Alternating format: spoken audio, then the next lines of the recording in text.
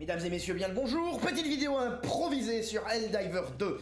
Suite à la nouvelle attaque qui vient de se produire, la croisade impériale dans le gloom par l'empereur de la Super Terre président, n'est-ce pas, nous allons purger du tyrannide sur son terrain dans le gloom. Et donc, avec les nouveaux termini de Fouisseur et tout le bordel qu'ils ont foutu, il est très difficile de trouver un build bon. Un build bon, selon mon opinion, c'est un build qui vous permet d'avoir le lead et d'avoir 0 mort au bout de 40 minutes. Ça veut pas dire que ça a lieu systématiquement, on reste dans Helldiver. Mais généralement, ce que j'appelle un bon build, c'est un build qui permet ceci. Les objectifs sans crever en ayant massacré des centaines d'insectes. De ceci, dans ces conditions, je vais vous présenter mon build. Bien évidemment, c'est mon style de gameplay et mon opinion n'est pas absolue. Mais je vais vous le présenter le plus succinctement possible et en faire une démonstration dans une blitz pour que vous compreniez comment il se joue. Alors en plus là c'est dans les grottes, c'est encore mieux. Donc, je recommande très fortement d'avoir dans l'équipement d'équipe au minimum l'infusion expérimentale et la vitalité améliorée. C'est ce qui va le rendre plus efficace, mais vraiment il faut avoir l'infusion expérimentale. Niveau équipement, j'ai l'armure Jaguar, qui améliore la mobilité de mes armes. Et ça sert dans les combos, vous allez comprendre. Mon arme principale est un volcan, c'est une arme peu maniable mais explosive. Pourquoi j'ai favorisé un volcan à tout le reste de l'inventaire? Pour la simple et bonne raison que tous vos ennemis sont cuirassés. Donc, 90% de l'armement qui fonctionne sur les termini des pas ailleurs ne fonctionne plus. Merci Arrowhead. Et en plus, ils creusent sous terre. Alors pour les faire sortir de sous terre, il faut tirer à l'explosif dans le sol là où vous avez du mouvement, ce qui force le terminide à sortir de sous terre. Le volcan est la seule arme, à ma connaissance, qui vous permettra de faire ça très efficacement avec l'arbalète explosive, mais non, on va pas en parler, non. Donc vous avez arme principale, volcan, arme secondaire, l'ultimatum. Pourquoi l'ultimatum? Vous n'avez pas de stratagème dans les grottes? Donc la bombe de 500, on lui fait bye-bye. Adieu. Donc vous êtes bien obligé de pouvoir vous débarrasser d'un chargeur, d'un titan ou de je ne sais quelle saloperie trop blindée qui pourrait venir vous faire chier dans les grottes. Donc il vous faut un ultimatum pour cette raison. L'inconvénient majeur de ce build, c'est que tout vous explose à la gueule face à une faction qui n'attaque qu'au corps à corps. Il y a première solution, la grenade à gaz.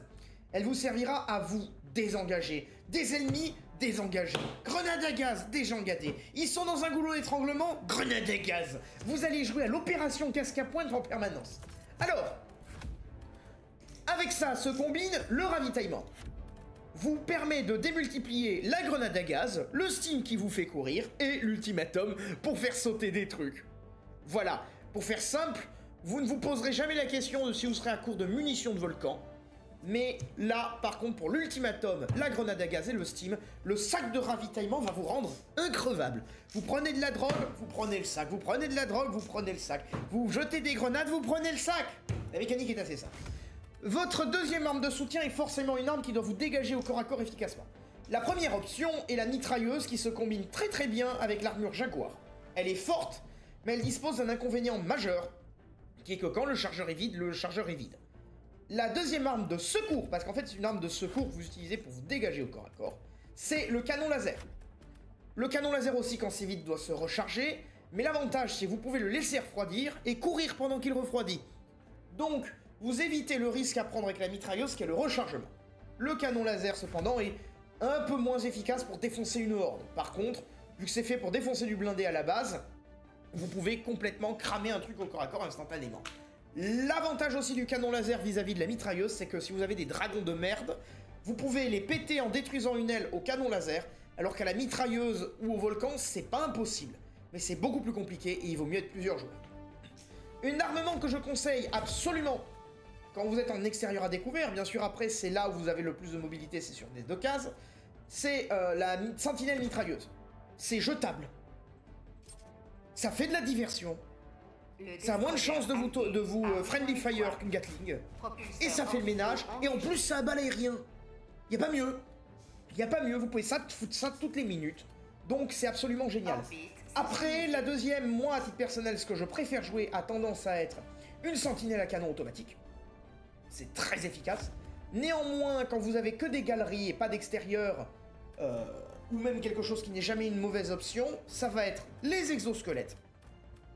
Et aussi après, des choses qui peuvent être très viables en extérieur, ça peut être le soutien aérien, la fameuse bombe de 500, et 2-3 autres stratagèmes qui sont des valeurs sûres comme le laser orbital. Je précise, hein, ce pack ne comprend pas, enfin ce build ne comprend pas le nouveau pack. Je n'ai pas encore accès aux silos à missiles ou à des choses comme ça. Donc je parle pour les gens qui n'auraient pas le nouveau pack. Du coup, ce build, on va en faire une démonstration dans la Blitz. Et on sera bon. Du coup, je vais exceptionnellement, vu que là j'ai que des galeries, me foutre un joli mecha. C'est parti.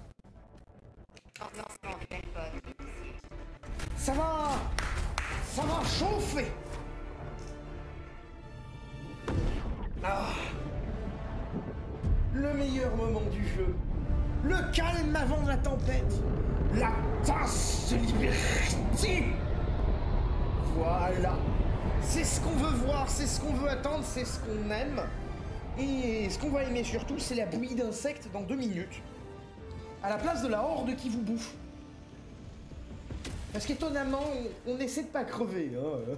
Dans un jeu d'arcade débile, mais ça reste le but du jeu de pas crever. Alors, le gros point faible de ce build, c'est si vous vous faites tuer et que vous n'arrivez pas à réaccéder à votre canon laser, alors là, dès qu'un truc vous court après, gaz et sprint, il n'y a aucune autre alternative. Donc c'est vraiment un build où vous devez vraiment vous préserver, pas faire de moves débiles, pas vous suicider comme un imbécile, c'est-à-dire le contraire de ce que fait la plupart des Helldivers. Parce que nous sommes les seuls spécimens dénués de tout instinct de survie. Alors là, il y a un putain de dragon.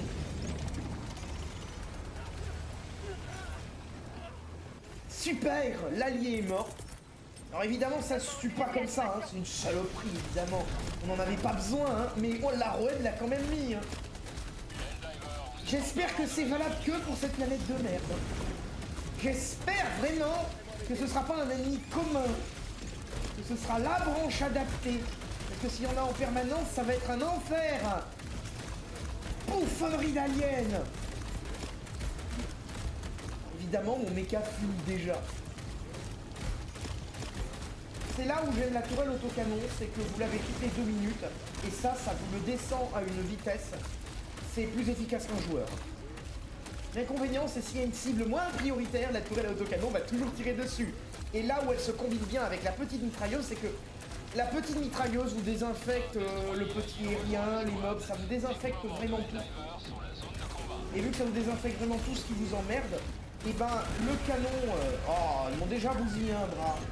Aucun respect pour le matériel, saloperie. Donc là où la petite mitrailleuse a cet avantage, c'est que la pénétration moyenne, elle vous tue tous les mobs.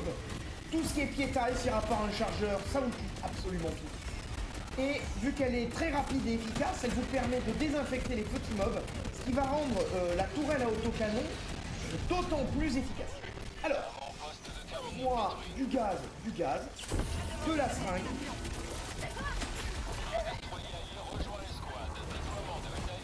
Alors là, j'ai de la satanerie qui vient au corps à corps.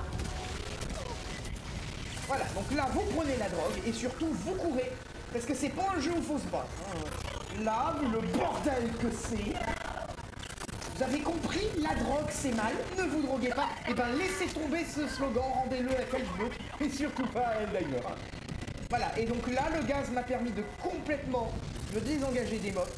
Ceci va permettre de couvrir ma retraite. Et là, ma priorité, ça va être de tuer Sini. Alors, vu l'équipe qu'on a, c'est-à-dire des bleus, je vois mal comment on va nettoyer 100% de la carte, surtout qu'en plus, à ce niveau de difficulté-là de jeu, au secours, maman. Alors, voyez, regardez, démonstration, cette saloperie est sous terre. Je tire sous terre pour le forcer à sortir et ça ne veut pas. Ça a décidé qu'aujourd'hui, non, pour me vexer sur ma démonstration. Voilà. Et là, vous n'avez plus de chargeur. Alors, imaginons que je ne veux pas les traiter au volcan. Ils sont traités à courte portée. Ah putain. Évidemment, c'est quand j'enregistre que j'ai l'air ridicule pendant la réanimation. C'est pas très grave. Ceci est un volcan. Ça reste une arme redoutable aussi pour gérer l'ennemi. Alors bien évidemment, si vous êtes dans une situation où vous ne pouvez pas avoir d'angle de tir au volcan, la grenade à gaz reste toujours une très bonne option. Alors je rappelle pour les gens qui ne le sauraient pas, le volcan a cet avantage de pouvoir one-shot ces saloperies rampantes de merde et ces saloperies baveuses de merde. Et les baveux rampants aussi, parce qu'on a rajouté le pire truc que je pouvais avoir. Alors, vous voyez la drogue et le ravitaillement? Alors là, c'est gaz. C'est casque à pointe. Gaz, c'est efficacité à le monde. Et... alors évidemment, moi je joue en armure lourde. Parce que là, en armure légère, j'aurais déjà été crevé 18 fois. C'est le seul moment où le canon laser est moins favorable à la mitrailleuse. C'est quand vous avez des rôdeurs de merde qui vous tombent dessus.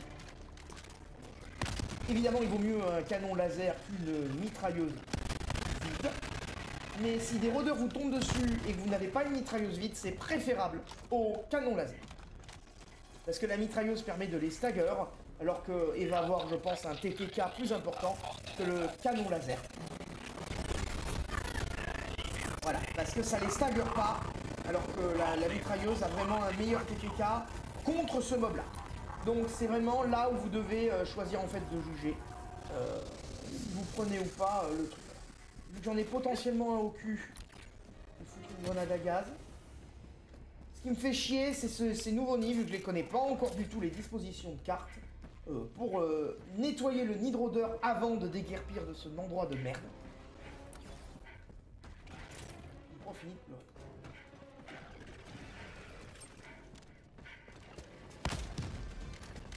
Comment? Surtout, on ne reste pas ici.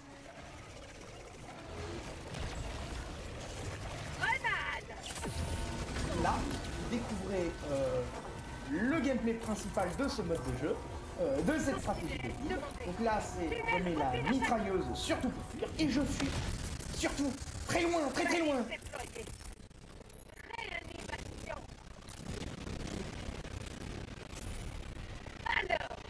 Ça dégage.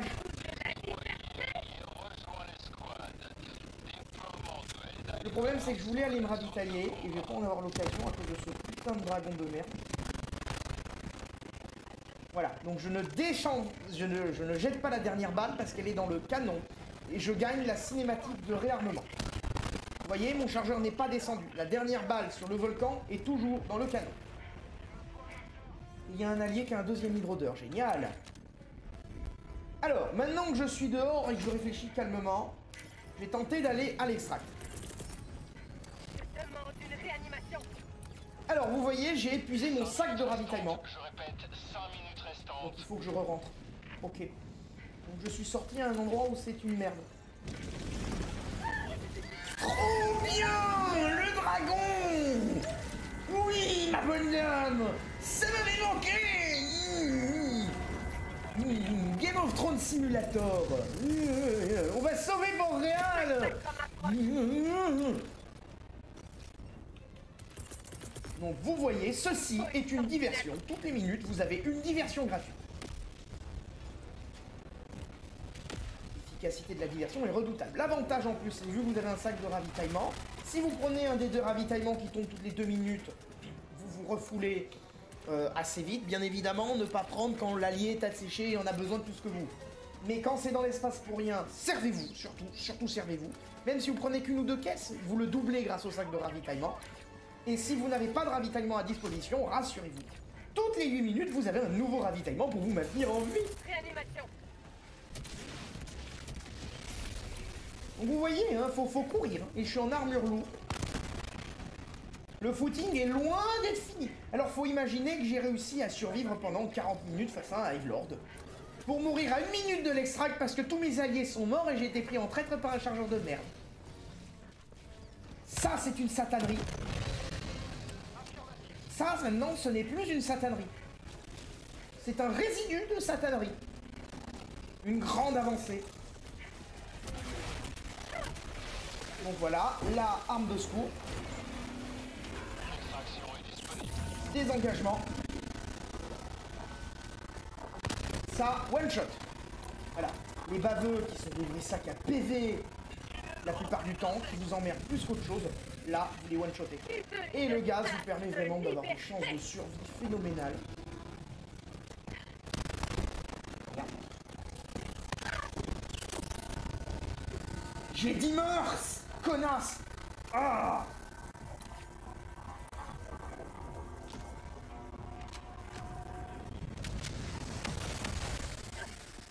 Mon ultimatum est alimenté. Là, surtout, c'est la première porte. Ça, j'en veux pas.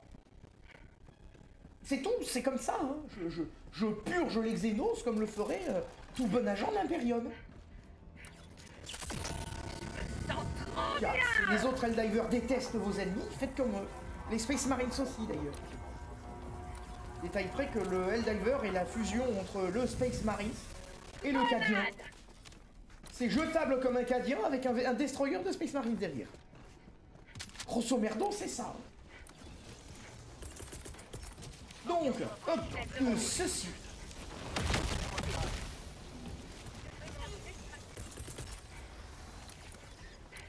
Bonjour, messieurs. Je suis à l'extraction avec vous. Vous ne détruirez jamais notre mode de vie. Je demande un marcheur.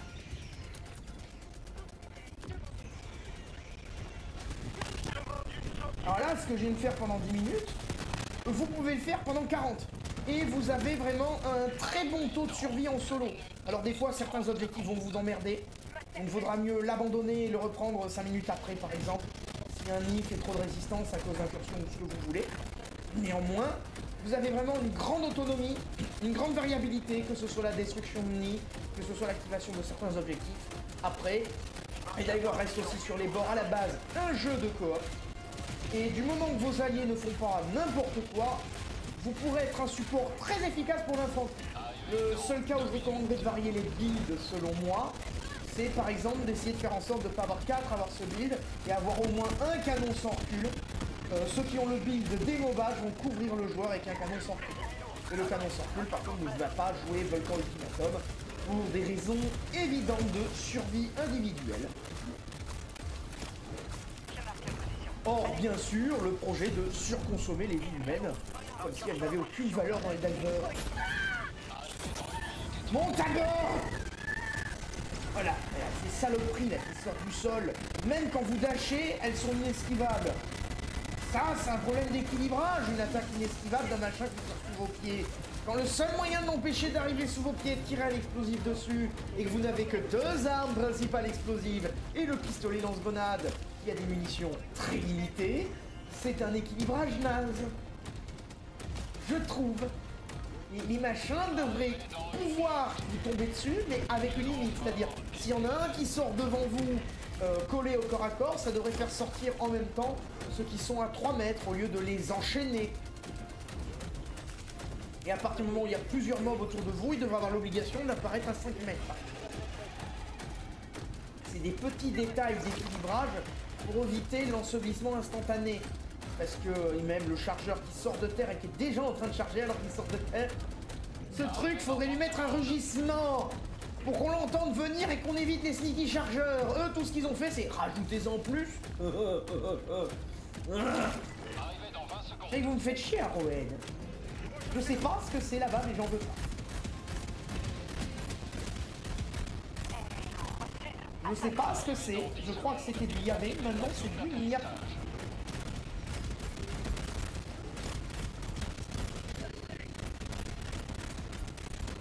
Ici, Pélican 1. Zone d'extraction en vue. Bien, Pélican 1 est en Pélican 1, séquence d'atterrissage initiale. un dragon de ses morts. Bonjour monsieur. Évidemment, il y a un navire en haut du rocher. Bon, merde. Attente du décollage.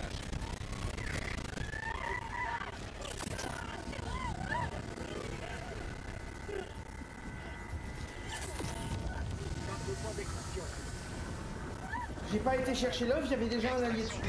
Pélican 1 débute son ascension. Donc, vous avez une petite démonstration du build pour comprendre les mécaniques.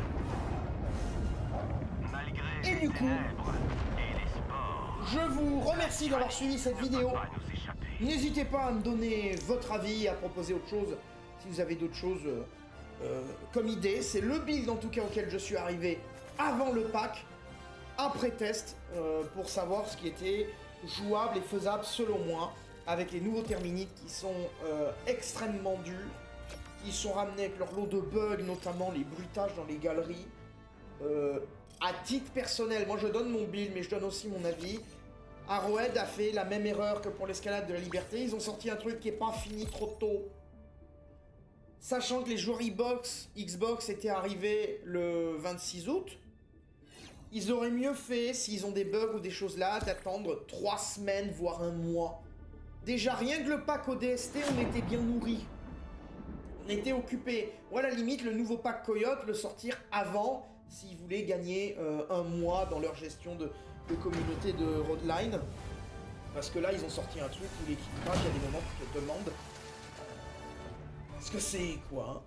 Quand t'as des mobs qui one-shot le camion, qui peuvent sortir en dessous alors qu'il est immobile en train de pomper, alors qu'il est sur une espèce noire au sol. On vous met une zone noire en sol, mais les ennemis peuvent sortir terre dedans. Pourquoi? Pourquoi changer la couleur, faire un espace spécial, si il ne permet pas de faire survivre l'objectif? C'est du même niveau que le Léviathan qui one-shotait le générateur, ou même le char rempart, qui spawnait à 200 mètres, qui levait ses missiles en l'air et qui bombardait votre générateur. Le rôle d'un jeu est de mettre de la difficulté où le joueur a une chance de gagner et une chance de perdre. Pas de mettre un truc où le joueur a déjà perdu. Pourquoi j'ai un jeu où on a déjà perdu? Ça ne sert à rien. Qui joue à ça? Le loto. Ah merde, le casino aussi. Oui, d'accord, ça existe. Mais c'est pas fait pour dans Helldiver. Tout ceci sera ma conclusion. Je vous remercie pour votre écoute. Mettez un like, abonnez-vous, commentez ce que vous voulez. C'était le contrôleur fiscal et il va falloir payer la dîme. Pour l'Imperium.